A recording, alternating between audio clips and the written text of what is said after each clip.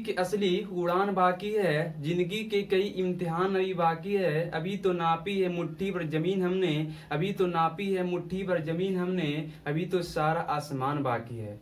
तो स्वागत है आपके अपने YouTube चैनल ज्ञान स्टडी पे।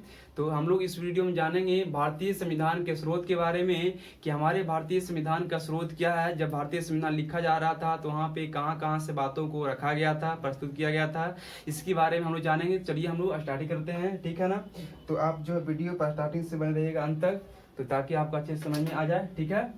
तो इस वीडियो हम लोग जानेंगे कि भारतीय संविधान का स्रोत। आपको इसके पहले वाले वीडियो में बताए थे कि भारतीय संविधान का स्रोत दो तरह का है, एक विदेशी स्रोत, एक जो है आंतरिक स्रोत, एक बाह्य स्रोत। आंतरिक स्रोत के मतलब भारत के अंतर्गत ही, है ना, जो संविधान जिस प्रकार से भारत जो आजाद होने से पहले जो जिस प्रकार से चल रहा था, जैसे भारत शासन अधिनियम सबसे पहले जो बोल सकते हैं, ये जो है आंतरिक स्रोत है। भारत शासन अधिनियम 1935, इससे जो है कुछ स्रोत को लिया गया भारतीय संविधान में। तो हम इसकी चर्चा करते हैं, वह कौन कौन सा स्रोत है। देखिए पहला है न्यायपालिका। न्यायपालिका का जो प्रावधान है यह भारत शासन अधिनियम 1935 से लिया गया है। नियंत्रक एवं महालेखा परीक्षक CAG इसको बोलते हैं शॉर्ट में, है ना। लोक सेवा आयोग, लोक सेवा आयोग जो होता है आपका, चाहे तो PCS हो चाहे तो UPSC हो, है ना। ये एक होता है आपका UPSC, union public service commission, है ना। इसको शॉर्ट में बोले तो PSC होता है, PSC, है ना, पब्लिक सर्विस कमीशन। तो एक होता है स्टेट लेवल का BPSC, UPSC, इस प्रकार से, है ना।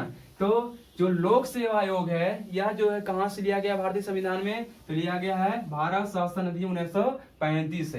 तो UPSC हो गया इस प्रकार से। और एक स्टेट लेवल का होता है जैसे बिहार है तो BPSC, यूपी है तो UPPSC, है ना, इस प्रकार से।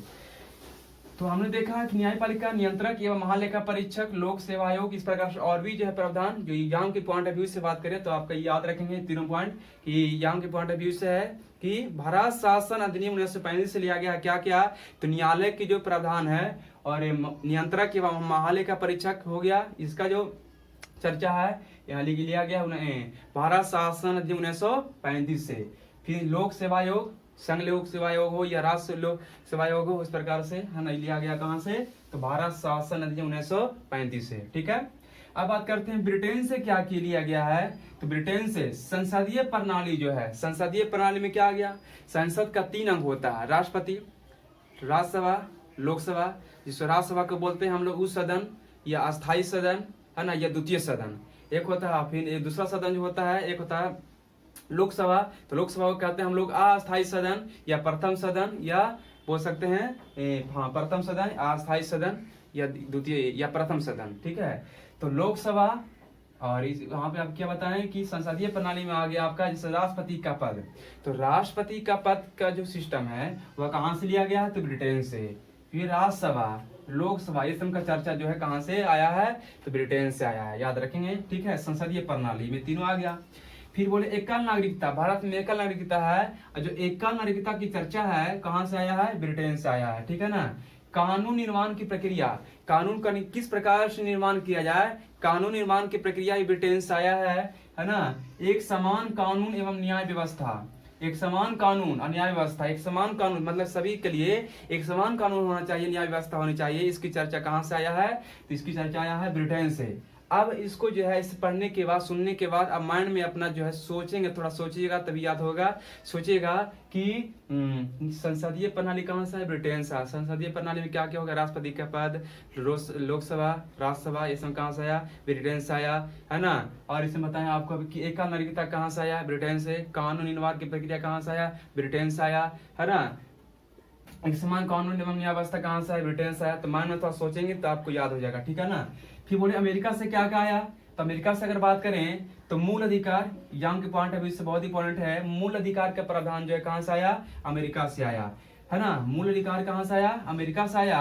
अब मूल अधिकार के बारे में थोड़ा सा बता दें कि स्टार्टिंग में जो मूल अधिकार था, संविधान जब लिखा गया था तो मूल अधिकार था 7 था, लेकिन वर्तमान में 6 है। संपत्ति के मूल अधिकार को जो है हटाकर उसके अनुच्छेद 300 के काम जोड़ दिया गया, कानून अधिकार बना दिया गया। इतना भी याद रखेंगे, इसका स्पेशल वीडियो बनाएंगे मूल अधिकार का। इतना याद रखेंगे कि मूल अधिकार के जो है कहां से लिया गया है, अमेरिका से। वर्तमान में इसकी संख्या 6 है, शुरुआत में 7 था। जो एक हटा है उसका नाम है क्या, संपत्ति के अधिकार को हटा दिया गया मूल अधिकार की श्रेणी से और इसको जोड़ दिया गया, इसको बना दिया गया कानूनी अधिकार, अनुच्छेद 300 का में जोड़ दिया गया। तो अभी इस बात को याद रखेंगे, है ना, ठीक है।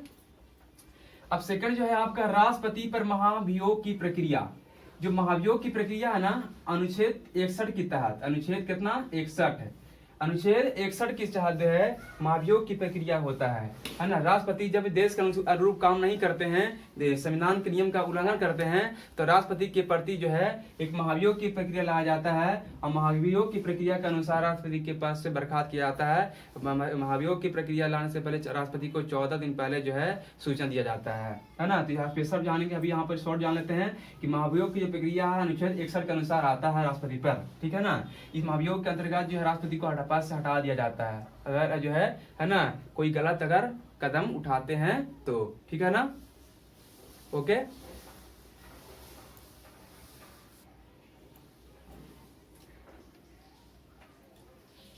तो अभी हम लोग देखेंगे क्या कि मूल अधिकार का जो प्रावधान है कहां से आया, अमेरिका से आया। मूल अधिकार का प्रावधान कहां से आया, अमेरिका से आया। अब देखिए प्रस्तावना की अवधारणा, प्रस्तावना की कॉन्सेप्ट, अवधारणा कॉन्सेप्ट जो है कहां से आया, तो प्रस्तावना की अवधारणा भी कंसेप्ट जो है ये भी ऑस्ट्रेलिया से आया है। न्यायालय की व्यवस्था, जो न्यायालय है उसका व्यवस्था किस प्रकार से किया जाए, किस प्रकार से उसको बनाया जाए ताकि न्याय देने में आसानी हो, है ना। तो न्यायालय की जो व्यवस्था है ये भी अमेरिका से आया है। उपराष्ट्रपति का पद, उपराष्ट्रपति, देखिए राष्ट्रपति का पद कहां से आया, तो राष्ट्रपति का पद आया ब्रिटेन से, लेकिन उपराष्ट्रपति का पद कहां से आया, अमेरिका से। राष्ट्रपति का पद ब्रिटेन से, उपराष्ट्रपति का पद कहां से आया, तो अमेरिका से आया। याद रखें इस बात को। राष्ट्रपति पर महाभियोग की प्रक्रिया कहां से आया, तो अमेरिका से आया। राष्ट्रपति का निर्वाचन प्रक्रिया, राष्ट्रपति का निर्वाचन कैसे किया जाए, निर्वाचन की प्रक्रिया क्या होनी चाहिए, तो याद रखेंगे राष्ट्रपति का निर्वाचन जो है अप्रत्यक्ष रूप से किया जाता है ना। जनता के द्वारा चुने गए जो सदस्य होते हैं उसके द्वारा अप्रत्यक्ष, उसके प्रतिनिधि के द्वारा जो है अप्रत्यक्ष रूप से राष्ट्रपति का निर्वाचन होता है। तो निर्वाचन कैसे किया जाए, राष्ट्रपति का निर्वाचन की प्रक्रिया कहां से आया, अमेरिका से आया। संविधान की सर्वोच्चता, संविधान की सर्वोच्चता मतलब कि हमारे भारतीय संविधान में बताया गया कि संविधान सबसे सर्वोच्च है और इसकी शक्ति किसमें है, जनता में है। ये कहां से बात को आया, ये आया अमेरिका से आया। न्यायिक पूर्वालोकन मतलब कि संसद किसी कानून को, किसी विधेयक को अगर पास कर देता है तो ये उच्च न्यायालय को, सर्वोच्च न्यायालय को ये अधिकार दिया गया है अनुच्छेद 137 के अनुसार तहत अधिकार दिया गया है कि सुप्रीम कोर्ट जो है सर्वोच्च न्यायालय जो है ये एक बार उसका पुनः अवलोकन कर सकता है, उस पर विचार फिर से कर सकता है ना। ये अधिकार दिया गया है। यही हुआ न्यायिक पुनर्लोकन के मतलब हुआ कि संसद अगर किसी कानून को, किसी विधेयक को पास कर देता है ना, तो उस पर जो है सुप्रीम कोर्ट अपना विचार पुनः अवलोकन कर सकता है, फिर से उस पर अपना विचार पेश कर सकता है। तो इसकी चर्चा अनुच्छेद 137 में। तो याद रखेंगे अमेरिका से क्या क्या आया, है ना, माइंड में सेट करेंगे। मूल अधिकार कहां से आया, अमेरिका से आया। प्रस्तावना की भाषा कहां से आया, अमेरिका से आया। उपराष्ट्रपति का पद कहां से आया, अमेरिका से आया। फिर बोले कि राष्ट्रपति के निर्वाचन की प्रक्रिया कहां से आया, अमेरिका से आया। न्यायिक पुनर्लोकन कहां से आया, अमेरिका से आया। इस प्रकार से हम माइंड में सेट करेंगे तो याद हो जाएगा, ठीक है ना। संविधान की सर्वोच्चता कहां से आया, अमेरिका से आया।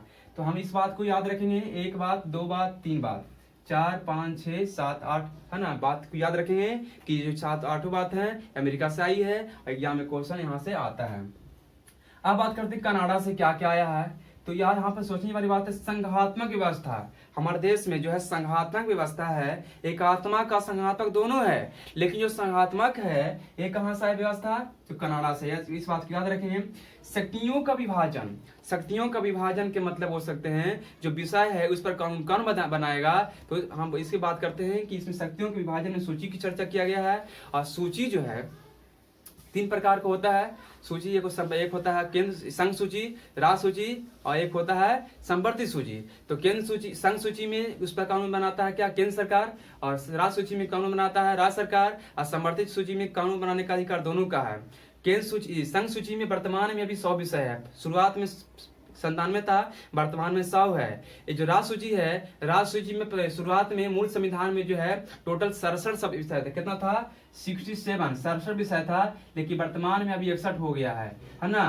क्यों हो गया है? क्योंकि 42वें संवैधानिक संशोधन 1976 के द्वारा राज्य सूची से 5 विषय को निकालकर संवर्धित सूची में डाल दिया गया। संवर्धित सूची में शुरुआत में 47 को था, लेकिन वर्तमान में ये 52 विषय है। इस बात को याद रखेंगे, एग्जाम में क्वेश्चन यहाँ से भी आता है, ठीक है ना। इस बात को याद रखेंगे कि राज्य सूची में वर्तमान में कितना, तो राज्य सूची में वर्तमान में कितना आपका है, तो राज्य सूची में वर्तमान आपका 61 है, संघ सूची में वर्तमान में 100 है और संवर्धित सूची वर्तमान में 52 है, ठीक है। अब बात करते हैं कि शक्ति का विभाजन इस प्रकार से क्या आता है, किस पर किसका शक्ति होना चाहिए, ठीक है।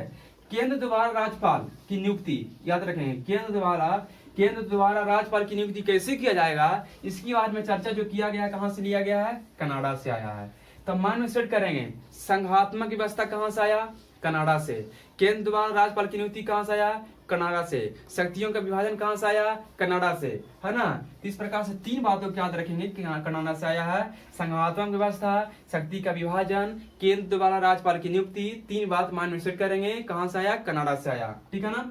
अब बात करते हैं आयरलैंड से क्या आया, तो सबसे इंपॉर्टेंट है राज्य के नीति निर्देशकता, तो इसकी चर्चा संविधान के भाग 4 में किया गया है। और इसका जो मुख्य उद्देश्य होता है देश में लोक कल्याणकारी राज्य की स्थापना करना। इसमें होता है क्या कि राज्य जो है केंद्र सरकार को यह सूचना देती है कि हमारा जो राज्य इस प्रकार से है, हमारे राज्य के अनुसार आप कानून बनाएं। तो राज्य के नीति निदेशक, राज्य का अपना अपना नीति निदेशक तत्व होता है। तो राज्य जो है केंद्र सरकार को इंफॉर्मेशन देती है कि आप हमारे इस नीति निदेशक तत्व के अनुसार आप कानून बनाएं, इस पर कार्य करें, है ना। तो राज्य के नीति निदेशक तत्व जो है ये कहां से आया, इसका प्रावधान कहां से आया, आयरलैंड से आया है। इस बात को याद रखेंगे। राष्ट्रपति द्वारा राज्यपाल में 12 सदस्य, राज्यसभा में 12 सदस्यों का मनोनयन, राष्ट्रपति का निर्वाचन मंडल। ये जो है तीनों पॉइंट कहां से आया है, आयरलैंड से। बहुत इंपॉर्टेंट पॉइंट यहाँ से एग्जाम में क्वेश्चन आता है कि पहली बात, राज्य के नीति निदेशक तत्व कहां से आया, आयरलैंड से। राज्य के नीति निदेशक तत्व कहां से आया, आयरलैंड से। और राष्ट्रपति के द्वारा राज्यसभा में 12 सदस्यों का मनोनयन किया जाता है। यह जो प्रक्रिया है कहां से आया, आयरलैंड से आया। एक बात और कि राष्ट्रपति का निर्वाचक मंडल, राष्ट्रपति का जो निर्वाचन होता है उसका एक मंडल होता है, और मंडल किस आधार पर, किस अनुसार काम करता है, किस तरह काम करता है, उसका जो मंडल का सिस्टम है कहां से आया, पत्ती कहां से आया है, तो आया है आयरलैंड से आया। 3 बात याद रखें, मान सेट करेंगे कि राज्य के नीतिक निदेशक तत्व, पहली बात। दूसरी बात कि राष्ट्रपति का निर्वाचक मंडल कहां से आया, तो आया आयरलैंड से। और तीसरी बात कि राष्ट्रपति के द्वारा राज्यसभा में 12 सदस्यों का जो मनोनयन होता है ना, वो कहां से आता है, लिया गया है, तो लिया गया आयरलैंड से। 3 बात, ठीक है ना। अब बात करते हैं दक्षिण अफ्रीका की।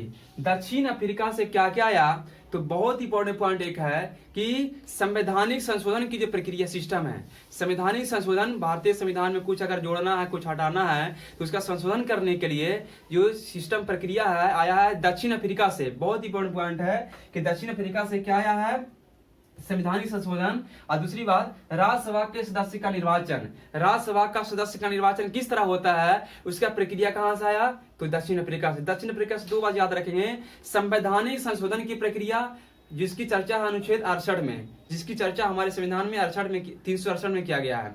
368 में बताया गया है कि 368 के अनुच्छेद 368 के तहत भारतीय संविधान में संशोधन किया जा सकता है ना।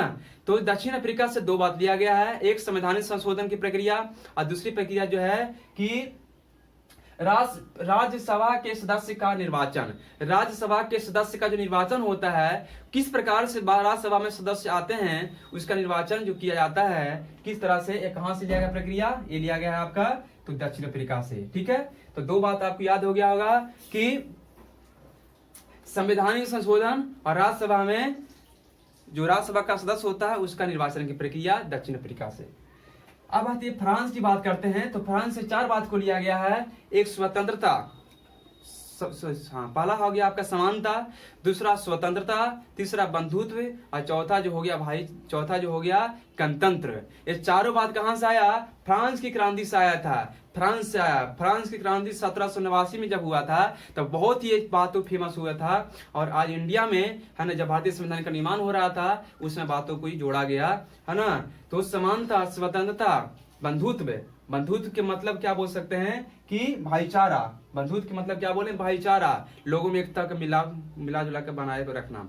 और एक है गणतंत्र, सॉरी क्या हुआ, गणतंत्र। गणतंत्र के मतलब हुआ कि देश जो है, देश में वंशानुगत शासन नहीं रहेगा, देश में वंशानुगत शासन नहीं चलेगा, एक राष्ट्र अध्यक्ष होगा, राष्ट्रपति होगा देश को चलाने के लिए। तो यही बताया गया कि गणतंत्र के मतलब हुआ कि वंशानुगत शासन नहीं होगा, है ना।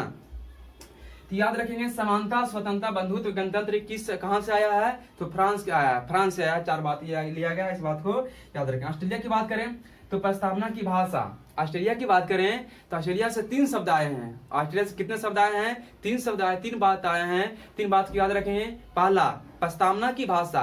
आपको स्टार्टिंग बताए थे कि जो प्रस्तावना की अवधारणा है, प्रस्तावना की जो कॉन्सेप्ट है वह लिया गया अमेरिका से, लेकिन जो प्रस्तावना की लैंग्वेज है, भाषा है, वह लिया गया ऑस्ट्रेलिया से। पहली बात, प्रस्तावना की भाषा कहां से आया, ऑस्ट्रेलिया से आया। दूसरी बात कि समवर्ती सूची, समवर्ती सूची की जो चर्चा है, जब संविधान बना था ना तो उस समय जो है 2 सूची था, एक राज्य सूची, एक केंद्र सूची। लेकिन जो समवर्ती सूची है, जो समवर्ती सूची कहां से आया, समवर्ती सूची आया है ऑस्ट्रेलिया से। समवर्ती सूची कहां से आया, सॉरी ये मूल संविधान से है। समवर्ती सूची कहां से है, ऑस्ट्रेलिया से आया गया है। इसमें वर्तमान में कितने विषय हैं, तो वर्तमान में अभी समवर्ती सूची में 52 विषय हैं। और स्टार्टिंग में कितने थे, तो स्टार्टिंग में 47 विषय थे, ठीक है ना। तो समवर्ती सूची। और एक है संयुक्त अधिवेशन, बहुत इंपॉर्टेंट यहाँ से क्वेश्चन आता है कि संयुक्त अधिवेशन का जो प्रावधान है कहां से आया, तो आया है संयुक्त अधिवेशन का प्रावधान ऑस्ट्रेलिया से। इसमें होता है क्या कि जब लोकसभा या राज्यसभा द्वारा किसी बहुमत का पारित नहीं किया जाता है, दोनों के द्वारा पारित नहीं होता है, किसी विधेयक को पारित नहीं किया जाता है, तो उस समय जो है राष्ट्रपति एक संयुक्त अधिवेशन बुलाते हैं। राज्यसभा और लोकसभा दोनों का सदस्य बैठते हैं वहां पे, है ना। तो राष्ट्रपति जो है संयुक्त अधिवेशन को बुलाते हैं, है ना। इस बात को आप याद रखेंगे। और ये बुलाते हैं आर्टिकल 108 के अनुसार, अनुच्छेद 108 के अनुसार ये राष्ट्रपति को अधिकार दिया गया है संयुक्त अधिवेशन बुलाने का।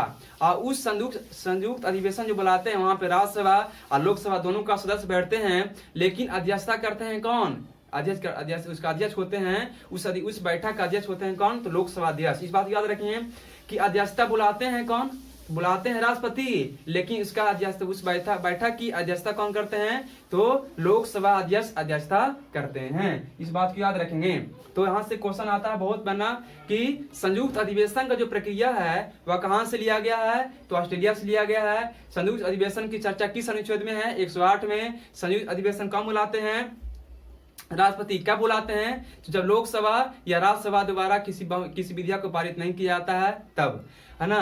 और उसका संयुक्त अधिवेशन की अध्यक्षता कौन करते हैं, तो लोकसभा अध्यक्ष करते हैं। आपको क्लियर हो गया होगा। और एक बात, जर्मनी का अगर नाम सुनते हैं तो जर्मनी के नाम सुनते ही हम लोग का आता नाम हिटलर। अब हिटलर के मतलब सोच सकते हैं कि क्या मन में चलेगा, हिटलर एक हिटलर ही था। तो हिटलर के नाम मान में आने से जब भी वहां से लिया क्या, आपातकाल का सिद्धांत। आपातकाल का सिद्धांत का मतलब हुआ कि जब भी देश में आपातकाल लागू होगा, जब भी देश में आपातकाल लागू हुआ तो मौलिक अधिकार समाप्त हो जाएगा। जिसको मतलब कि देश के नागरिकों को जो मौलिक अधिकार दिया जाता है, मौलिक अधिकार अभी वर्तमान में कितने हैं, 6 हैं। मूल अधिकार कितने वर्तमान में 6 हैं, क्योंकि जो एक मूल अधिकार था उसको जो है संपत्ति के अधिकार को कानूनी अधिकार बना दिया गया। तो वर्तमान प्रेजेंट में स्टार्टिंग में 7 था, लेकिन वर्तमान में मूल अधिकार कितने हैं, 6 हैं, है ना। तो जब देश में आपातकाल लागू हो जाता है, आपातकाल का सिद्धांत, तो वहां पे मौलिक अधिकार का जो है नागरिकों का मौलिक अधिकार समाप्त हो जाता है ना।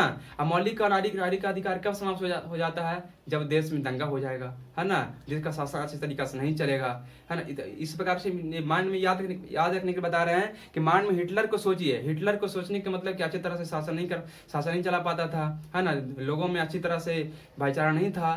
तो इस प्रकार से हिटलर के मतलब जर्मनी, है ना, जर्मनी से आपातकाल का सिद्धांत, ऐसे याद रखें, है ना। तो जर्मनी से आया आपातकाल का सिद्धांत। और जब आपातकाल देश में लागू हो जाता है तो वहां पे देश के नागरिकों का जो मूल अधिकार होता है वह समाप्त हो जाता है, उसका पालन ही नहीं हो पाता है ना। इस बात को आपको समझ में आ गया होगा। अब बात करते हैं रूस की चर्चा करते हैं। तो रूस से एक बहुत इंपॉर्टेंट बात आया है जो ये मूल संविधान में नहीं था। इस बात को याद रखेंगे, जो एक मूल कर्तव्य है मूल संविधान में नहीं था, इसे 42वें संवैधानिक संशोधन 1976 के द्वारा जोड़ा गया। इसे 42वें संवैधानिक संशोधन 1976 के द्वारा भाग 4 के का अनुच्छेद 51 के का में जोड़ा गया। अनुच्छेद 51 के का में जोड़ा गया, याद रखेंगे, अनुच्छेद 51 के का में और भाग 4 के का में जोड़ा गया। तो 42वें संवैधानिक संशोधन 1976 के द्वारा सुवर्ण सिंह समिति की सिफारिश पर जोड़ा गया था मूल कर्तव्य को। और कब जोड़ा गया था? 1976 में भाग 4 के काम में 51 के काम में जोड़ा गया था, है ना। इसी देखिए 51 के काम जोड़ा गया, मतलब कि याद रखेंगे कि जब संविधान बना था ना, तो उस समय टोटल जो है संविधान जब पूरी तरह से लागू हुआ था, तो उस समय टोटल जो है टोटल भाग की संख्या कितनी थी? टोटल जो है भाग की संख्या थी 24 और अनुच्छेद की संख्या कितनी थी? तो 395, है ना। अनुसूची की संख्या कितनी थी? तो अनुसूची की संख्या थी आपका 12, है ना। अनुसूची की संख्या कितनी थी? अनुसूची की संख्या थी 12। तो याद रखेंगे अनुसूची की संख्या थी 8 थी। कितना थी? 8। तो लेकिन वर्तमान की बात करें तो वर्तमान में भाग अभी भी 24 है, अनुच्छेद वर्तमान में अभी भी 395 है, लेकिन अनुसूची वर्तमान में अभी 12 हो गया है। और एक बात याद रखेंगे कि भाग गिनती क्रम में बात करें तो 22 ही है, लेकिन गिनती में जो है 22 से ज्यादा हो गया। जैसे देखिए 4 के का, तो ये का भाग बढ़ गया ना का, तो इस प्रकार से गिनती में जो है 25 हो गया लगभग, है ना। अनुच्छेद जो है क्रम में 395 ही है, लेकिन गिनती में 450 से ज्यादा हो गया। गिनती में 450 से ज्यादा, गिनती में 450 क्रॉस कर गया है अभी अनुच्छेद में, है ना। जैसे 51 के का, 51 के खा, 51 से जोड़ा जाता है, तो गिनती करेंगे पूरा को, तो गिनती करने पर जो है अनुच्छेद जो है टोटल 450 क्रॉस कर गया है, अब भाग 25 पहुंच गया है, लेकिन अनुसूची अभी 12 है, याद रखेंगे इस बात को। तो जो मूल कर्तव्य कहां से आया? रूस से आया। मूल कर्तव्य के बारे में आपको बताएं कि मूल कर्तव्य वर्तमान में अभी कितने हैं? तो मूल कर्तव्य वर्तमान में अभी 11 हैं। वर्तमान में कितने हैं? 11 हैं। स्टार्टिंग में कितने थे? तो 10 थे। तो जो 11वें मूल कर्तव्य है, 11वें मूल कर्तव्य को 42वें संवैधानिक संशोधन 1976 के द्वारा जोड़ा गया था। और वह क्या था? 11 मूल कर्तव्य यह था कि 6 वर्ष से 14 वर्ष के बच्चों को यह मूल कर्तव्य है शिक्षा पाने का अधिकार। ये मूल कर्तव्य है शिक्षा पाना, है ना। तो 11 मूल कर्तव्य क्या है कि 6 वर्ष से 14 वर्ष के बच्चों को शिक्षा पाने का मूल कर्तव्य है। 6 वर्ष से 14 वर्ष के बच्चों को शिक्षा पाने का मूल कर्तव्य है। यह 11 मूल कर्तव्य के रूप में 1976 में जोड़ा गया 42वें संवैधानिक संशोधन के द्वारा भाग 4 के काम में, अनुच्छेद 51 के काम में। ठीक है। अब एक बात आपको और बता दें कि अब यहां से क्वेश्चन आएगा कि भारतीय संविधान में जो स्रोत आए हैं सबसे ज्यादा कहां से लिए गए हैं। तो इस बात की याद रखेंगे, सबसे ज्यादा भारत शासन अधिनियम 1935 से आया है। भारतीय संविधान का जो स्रोत है सबसे ज्यादा स्रोत कहां से आया है? तो भारत शासन अधिनियम से बहुत सारा, यहाँ पे भले ही कम लिखा गया है लेकिन बहुत सारा स्रोत है। एग्जाम के पॉइंट ऑफ व्यू से आपका कुछ यहाँ पे लिखा गया है, लेकिन सबसे ज्यादा स्रोत जो है भारत शासन अधिनियम 1935 से लिया गया है। आप इस बात के क्या केयर करेंगे, ठीक है ना। इस बात को आप याद रखेंगे तो आपको अच्छी तरह से याद हो गया होगा। अब इस पर आप देखने के बाद ऑब्जेक्टिव का बुक आता है ना, कोई बुक आप बना सकते हैं। ऑब्जेक्टिव का बुक जो आता है उसमें आप जो है सेट मारिए और इसी टॉपिक का स्रोत वाला और मेरा देखिए फिर कितना सही होता है। उसके बाद जो है गलती भी होगा एक बार देख लीजिएगा तो आपको याद हो जाएगा, पक्का करते हैं, है ना। तो आशा करता हूँ आपको ये वीडियो पसंद आया है तो अपने दोस्तों के पास जरूर शेयर कीजिएगा। अगर आप चैनल पे नए हैं तो प्लीज आप सब्सक्राइब कर दीजिए ताकि हम आपको जो भी हमें हेल्प करना चाहते हैं आप तक हमारी सेवा पहुंच जाए, और जहां तक आपके अगर पहुंचे आप हमें हमारे जरूर सेवा कुछ प्रदान करें, है ना। इसी प्रकार से हम आपकी जब सेवा जरूर करते रहेंगे। तो चलिए हम नेक्स्ट वीडियो मिलते हैं और आप हमें इस प्रकार से सहायता करते रहिए, सपोर्ट करते रहिए चैनल को ग्रोथ करने में, ताकि हम अपनी भूमिका, है ना, इसी प्रकार से निभाते रहें, करते रहें आगे। ठीक है, तो चलिए नेक्स्ट वीडियो मिलते हैं। Thanks for watching, bye bye.